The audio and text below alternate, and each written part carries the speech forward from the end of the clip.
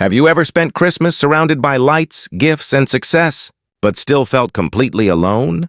This is the story of a powerful CEO whose heart had turned to ice, until three little girls he'd never met left a letter on his doorstep that melted everything he thought he knew about love, family, and Christmas itself. Before we begin, make sure to like this video and subscribe to Kindness Stories, because every story here reminds us that the smallest acts of kindness can change the biggest hearts. Now, let's begin. Snow fell softly over the city that Christmas Eve. The lights twinkled in every window, laughter spilled from homes, and the scent of baked cookies filled the air. But on the top floor of a glass skyscraper, Ethan Cole, the CEO of one of the biggest companies in the city, sat alone in his corner office. The world saw him as powerful, ruthless, untouchable. They didn't see the emptiness that echoed through his penthouse at night. His parents had passed years ago. His fiancée had left, unable to bear his endless hours and cold demeanor. And though his wealth could buy anything, it couldn't buy the one thing he craved most: warmth. Outside, employees hurried home early, excited for the holidays. Ethan stayed behind, pretending to work. He told himself Christmas was just another day.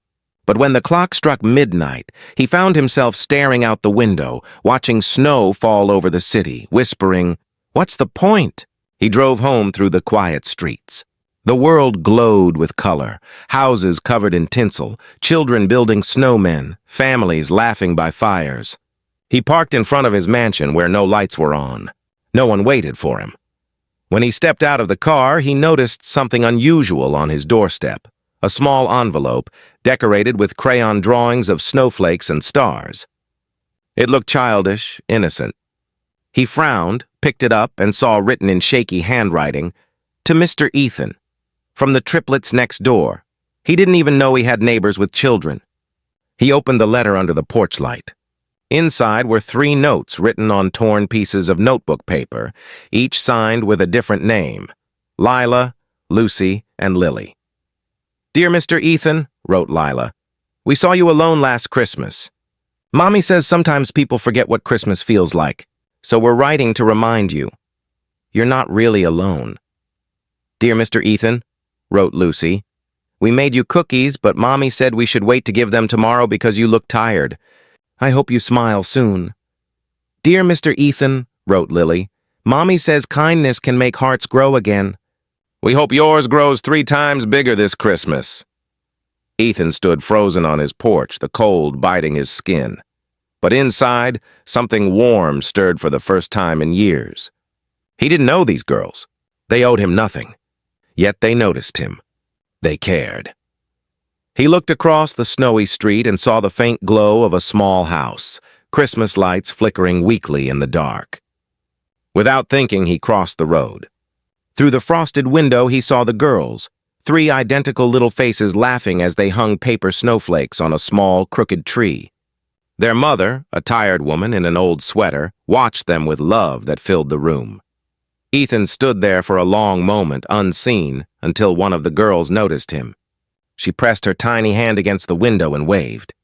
He hesitated, then smiled, a small, uncertain smile that felt strange on his face. That night, he couldn't sleep.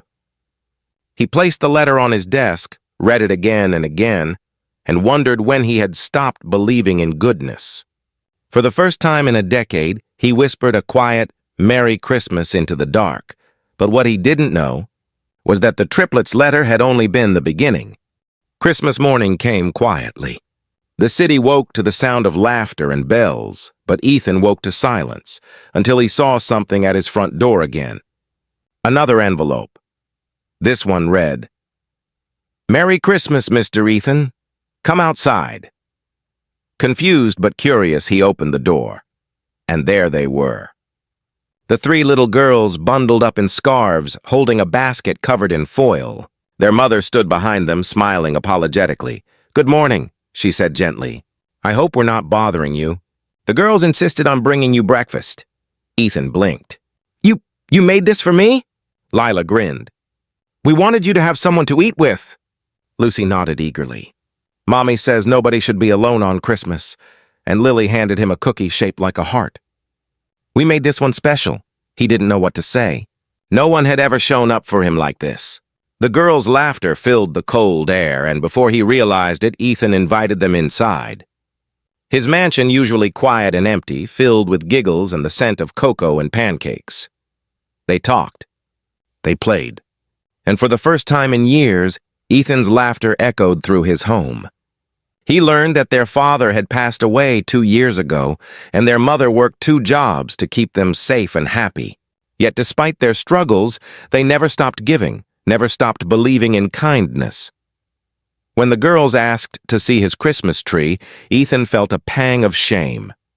He didn't have one. So they decided to make one, out of books, ribbons, and the few decorations they'd brought from home. It was crooked and messy, but to Ethan, it was perfect. When it was time for them to leave, he handed their mother an envelope. "For the girls," he said softly. She opened it and gasped. It was a check, large enough to change their lives. "I can't accept this," she whispered. "Yes, you can," Ethan replied, "because you and your daughters gave me something no money could ever buy." She looked at him, eyes shining. "And what's that?" he smiled. "A reason to believe again." From that day on, Ethan was never alone for Christmas again. He became Uncle Ethan to the triplets, visiting, laughing, helping them through school. Each year they left him a letter, and each year he wrote one back. The man who once thought love was a weakness found strength in the smallest hands. 3 little girls who reminded him that kindness doesn't need to be grand to change. Everything, and on his desk, every Christmas, he still keeps their very first letter, the one that saved him. If this story touched your heart, don't forget to like this video and subscribe to Kindness Stories, where every tale reminds us that a single act of kindness can rewrite someone's entire life.